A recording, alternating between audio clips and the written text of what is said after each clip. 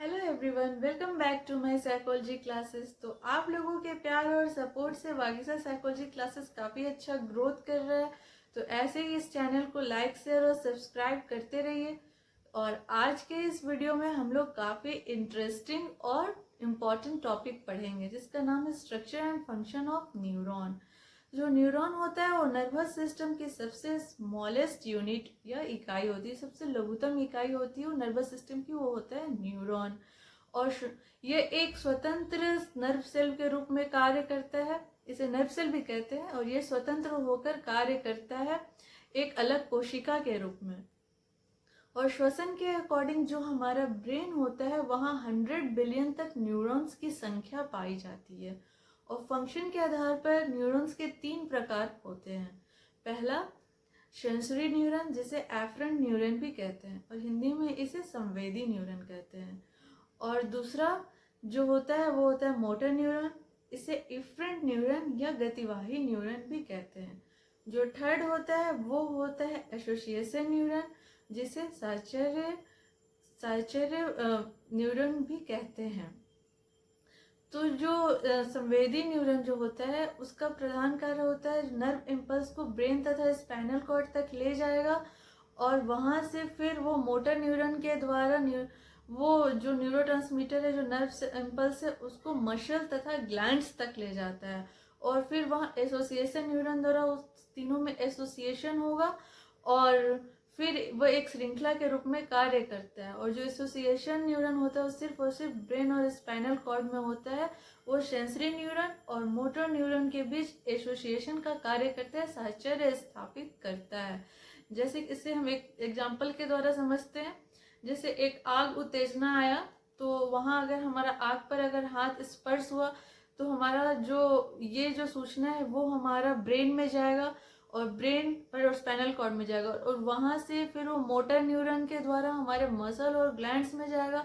फिर association neuron द्वारा वहाँ साहचर्य स्थापित होगा कि आग एक गर्म उत्तेजना है, उत्तेजित वस्तु है, वहाँ उस पर हाथ नहीं स्पर्श करे, हाथ वहाँ से हटाए नहीं तो हाथ जल जाएगा। तो यह एक श्रृंखला के रूप में होती है कि कोई भी जो इंफॉर्मेशन है वो पहले ब्रेन में जाएगा, ब्रेन स्पाइनल कॉर्ड में, फिर वहाँ से मसल्स और ग्लैंड्स में जाएगा और फिर वहां से एसोसिएशन न्यूरॉन द्वारा साहचर्य स्थापित करता है। तो इस प्रकार यह एक श्रृंखला के रूप में कार्य करता है।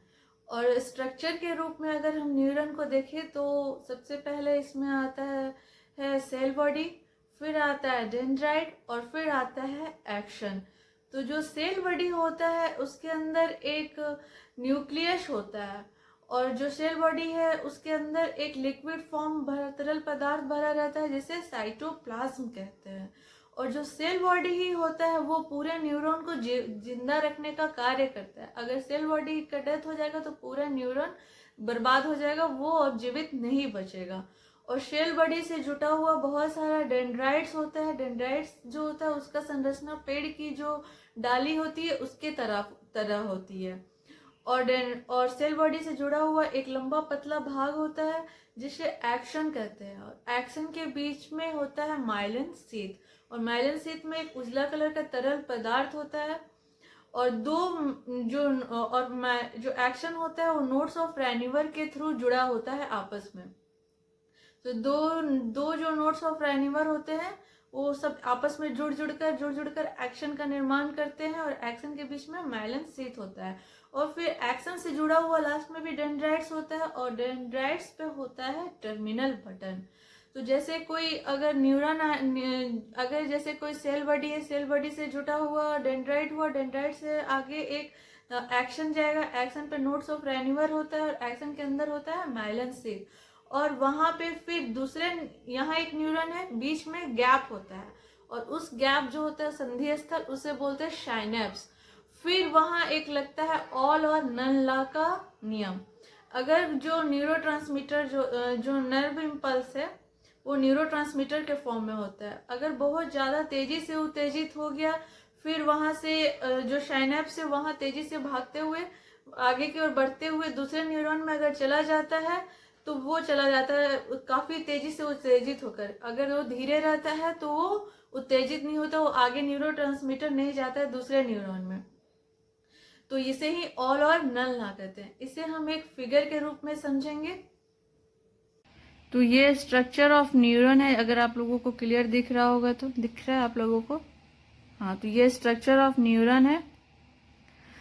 तो यहाँ सबसे पहले हम लोग जो देख रहे हैं वो है इसका सोमा। ये जो है इसका सोमा है, इसके बीच में ये न्यूक्लियस है, और जो ये लिक्विड भरा हुआ है इसे बोलते हैं, जो येलो कलर का लिक्विड भरा हुआ है वो है साइटोप्लाज्म। और पेड़ की संरचना जो डाली है उसके जैसा जो संरचना है वो आया इसका, वो हुआ इसका डेंड्राइट। और यहाँ जो हुआ ये लंबा जो धागा के जैसा निकला हुआ है ये हुआ एक्शन, और एक्शन में ही आगे जाने पे हुआ माइलन शीथ। माइलन शीथ में एक उजला कलर का सफ़ेद बीच में परत होता है, और जो दो माइलन शीथ आपस में जुटा होता है उसे नोड्स ऑफ रैनिवर कहा जाता है। और फिर जो ये जो एक्शन है इसे जुड़ा हुआ डेंड्राइट से, और डेंड्राइट्स के जो लास्ट बटन जैसा शेप है उसे बोला जाता है टर्मिनल बटन, उसे टर्मिनल बटन बोला जाता है। अभी जो गैप बताए थे उस गैप को साइनेप्स कहा जाता है, और यहाँ पर जो लगता है ऑल और नन ला लगता है। एक बार फिगर और आप लोग अच्छे से देखिए।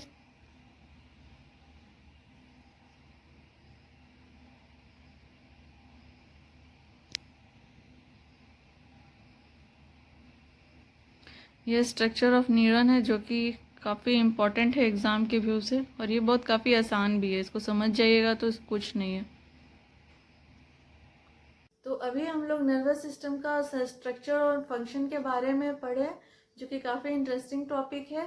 तो इसका जो फुल वीडियो है वो प्लेलिस्ट पर है। नर्वस सिस्टम चैप्टर का करीब 3 से 4 वीडियो है, वो प्लेलिस्ट पे पोस्ट कर चुके हैं, उस पर जाकर आप लोग पढ़ लीजिए ताकि आप लोगों को कोई परेशानी नहीं हो।